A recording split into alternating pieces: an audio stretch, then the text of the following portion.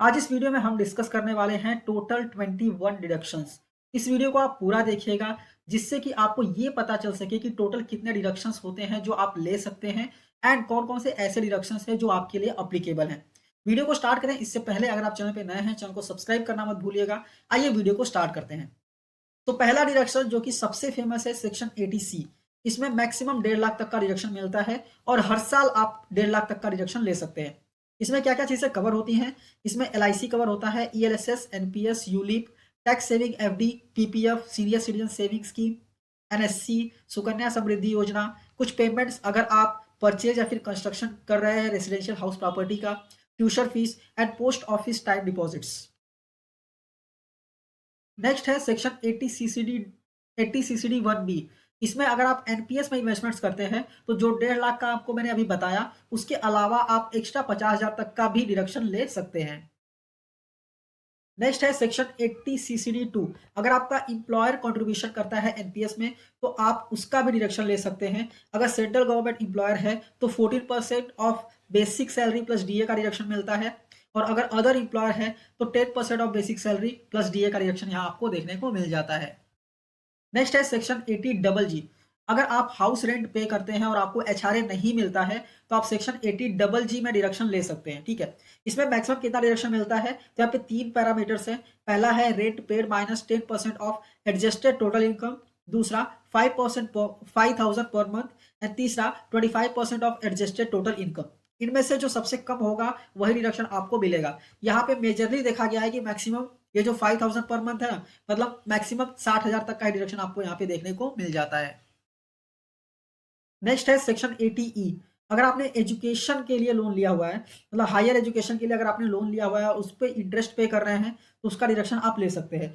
Loan आप किसी के लिए भी ले सकते हैं, जैसे आप खुद के लिए ले सकते हैं, स्पाउस के लिए ले सकते हैं, चिल्ड्रंस के लिए ले सकते हैं, इवन आप स्टूडेंट के लिए भी ले सकते हैं अगर उस स्टूडेंट का आप लीगल गार्जियन है तो।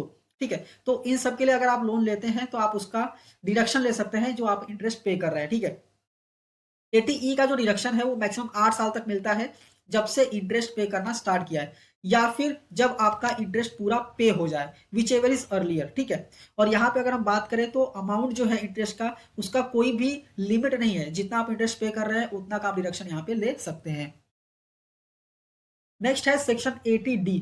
अगर आप मेडिकल इंश्योरेंस का पेमेंट करते हैं तो आप सेक्शन 80D में डिडक्शन ले सकते हैं।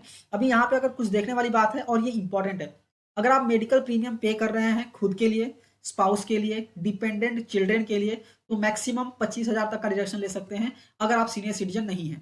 ठीक है, एडिशनली अगर आप पेरेंट्स के लिए भी मेडिकल इंश्योरेंस का पेमेंट करते हैं और पेरेंट्स आपके सीनियर सिटीजन नहीं है तो उनके लिए भी आप मैक्सिमम 25,000 तक का डिडक्शन ले सकते हैं।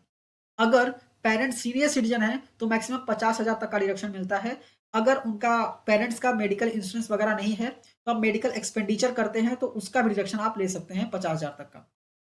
ठीक है, अगर दोनों सीनियर सिटीजन है, मतलब आप भी सीनियर सिटीजन हैं, आपके पेरेंट्स भी सीनियर सिटीजन हैं, तो आप खुद के लिए भी मैक्सिमम 50,000 तक का डिडक्शन ले सकते हैं, पेरेंट्स के लिए भी मैक्सिमम 50,000 तक का डिडक्शन ले सकते हैं, मतलब मैक्सिमम 1 लाख तक का डिडक्शन आप यहाँ पे ले सकते हैं। ठीक है, यहाँ पे एक प्रिवेंटिव हेल्थ चेकअप का भी डिडक्शन मिलता है 5,000 तक का, जो कि इन लिमिट में इंक्लूडेड रहता है। तो आप एक बार जरूर देखिएगा कि सेक्शन 80D का बेनिफिट आप ले पाते हैं या नहीं। नेक्स्ट है सेक्शन 80DD। अगर कोई डिपेंडेंट है और वो डिसेबल है और उसका मेडिकल ट्रीटमेंट आप करवाते हैं तो आप डिडक्शन ले सकते हैं अंडर सेक्शन 80DD। ठीक है, आप मेडिकल ट्रीटमेंट करवा रहे हैं या फिर आपने कुछ पेमेंट्स या फिर डिपॉजिट किया है, स्पेसिफाइड जो स्कीम होती है अगर उसमें किया हुआ है तो आप डिडक्शन ले सकते हैं, कोई दिक्कत नहीं है। अभी कितना डिडक्शन ले सकते हैं? अगर जो डिसेबिलिटी है वो 40% से ज्यादा है प्लस 80% से कम है, 40% से ज्यादा है और 80% से कम है तो मैक्सिमम 75,000 तक का डिडक्शन आपको मिलता है, ये फ्लैट डिडक्शन आपको मिलता है। ठीक है, अगर जो डिसेबल पर्सन है अगर वो सीवियर डिसेबिलिटी है उसको, मतलब 80% से ज्यादा डिसेबिलिटी है तो मैक्सिमम आप 1,25,000 तक का डिडक्शन ले सकते हैं, ये भी आपको फ्लैट डिडक्शन मिलता है। ठीक है, यहाँ पे एक बात ध्यान रखने वाली है कि आपको एक फॉर्म भरना पड़ेगा ये डिडक्शन लेने के लिए, जो कि है फॉर्म 10IA। अगर आप ये फॉर्म नहीं भरेंगे तो आपको इनकम टैक्स का नोटिस आने का हाई चांस है।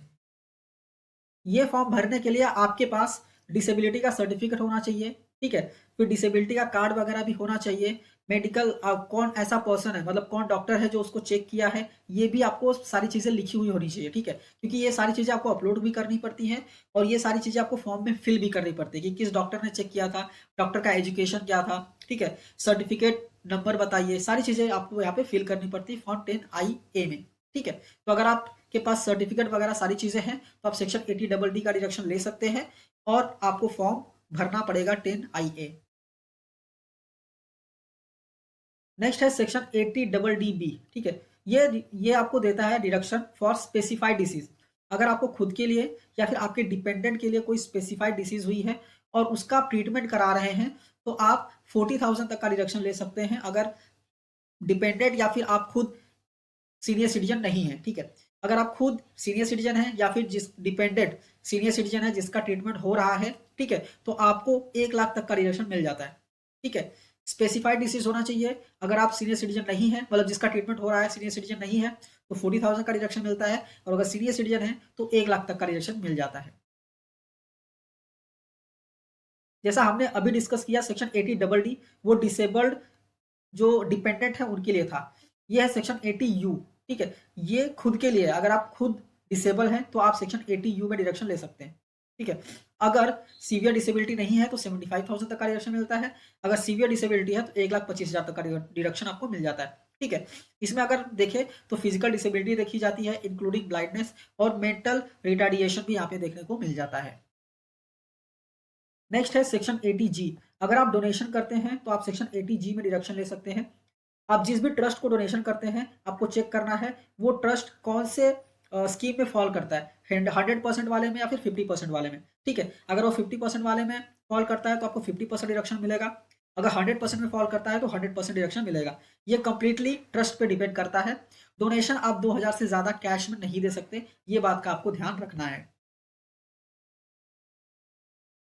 नेक्स्ट है सेक्शन 80 GG सी। अगर आप पॉलिटिकल पार्टीज को डोनेशन करते हैं तो आप उसका भी डिडक्शन ले सकते हैं, ठीक है? यहाँ पे पॉलिटिकल पार्टीज होनी चाहिए या फिर कोई इलेक्टोरल ट्रस्ट भी है ना, तो उसको भी डोनेशन देके आप सेक्शन 80 GG सी में डिडक्शन ले सकते हैं।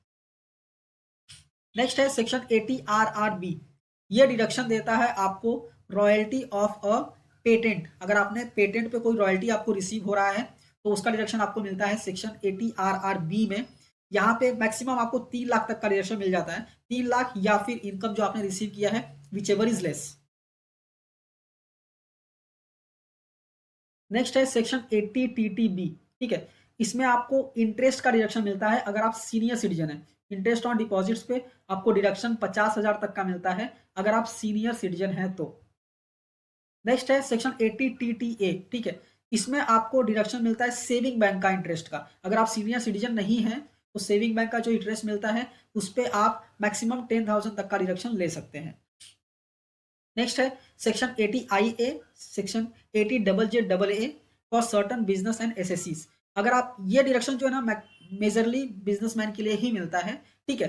तो अगर आप एक बिजनेसमैन हैं तो आप इन सेक्शंस में डिडक्शंस ले सकते हैं। इनके कुछ कंडीशंस है, वो कंडीशंस जो है वो आपको फुलफिल करना पड़ेगा, ठीक है? जो कंडीशंस है वो आपको यहाँ पे फुलफिल करना पड़ेगा, उसके बाद डिडक्शन ले सकते हैं। सेक्शन 80JJAA का ऑलरेडी वीडियो मैंने बनाया हुआ है कि ये सेक्शन क्या कहता है। अगर आप देखना चाहते हैं तो आप यूट्यूब पे सर्च कर सकते हैं सेक्शन 80JJAA बाई कॉमर्स वाले, तो आपको देखने को मिल जाएगा।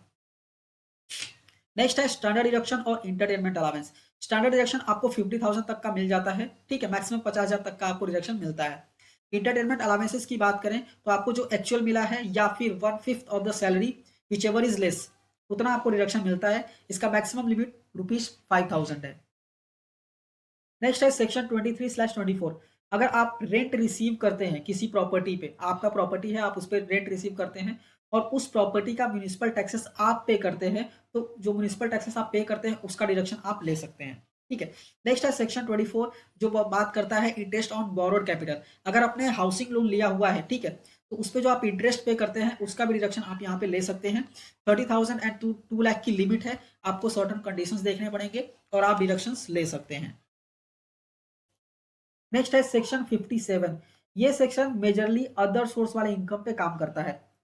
मान लीजिए आपको डिविडेंड इनकम हुआ है और वो डिविडेंड अर्न करने के लिए आपने कुछ कमीशन या फिर रेम्यूनरेशन दिया है, तो उसका डिडक्शन आप सेक्शन 57 में ले सकते हैं। मान लीजिए आपने कुछ इंटरेस्ट अर्न किया है और वो इंटरेस्ट अर्न करने के लिए आपने कमीशन या फिर रेम्युनरेशन पे किया हुआ है, तो उसका डिडक्शन आप ले सकते हैं। मान लीजिए आपको कोई अदर सोर्स इनकम हुआ है और वो इनकम अर्न करने के लिए आपने कुछ एक्सपेंडिचर किया हुआ है, ठीक है, तो उसका भी डिडक्शन आप सेक्शन 57 में ले सकते हैं।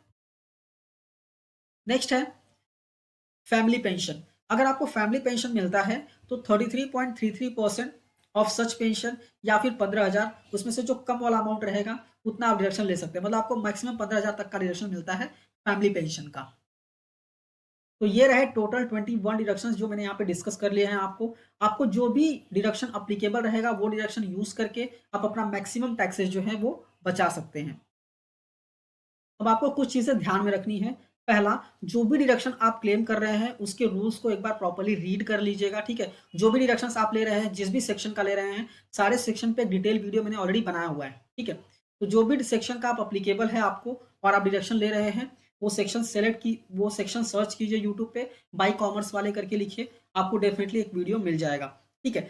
और बात, अगर आप डिडक्शन क्लेम कर रहे हैं, कुछ एक्सपेंडिचर वगैरह क्लेम कर रहे हैं, तो मेक श्योर कि उन सब चीज़ों का प्रूफ आपके पास होना चाहिए। बाय एनी चांस कोई क्वेरी अगर आती है तो वो प्रूफ आप सबमिट कर सकें, ठीक है। जो मैंने यहाँ पे डिडक्शंस डिस्कस किए हुए हैं वो सारे डिडक्शंस ओल्ड टैक्स रेजिम में तो अवेलेबल हैं, उसमें से कुछ कुछ डिडक्शंस जो है वो न्यू टैक्स रेजिम में भी अवेलेबल है, ठीक है। तो आपको एक बार चेक करना है कि कौन सा डिडक्शन ओल्ड में अवेलेबल है, कौन सा डिडक्शन न्यू में अवेलेबल है।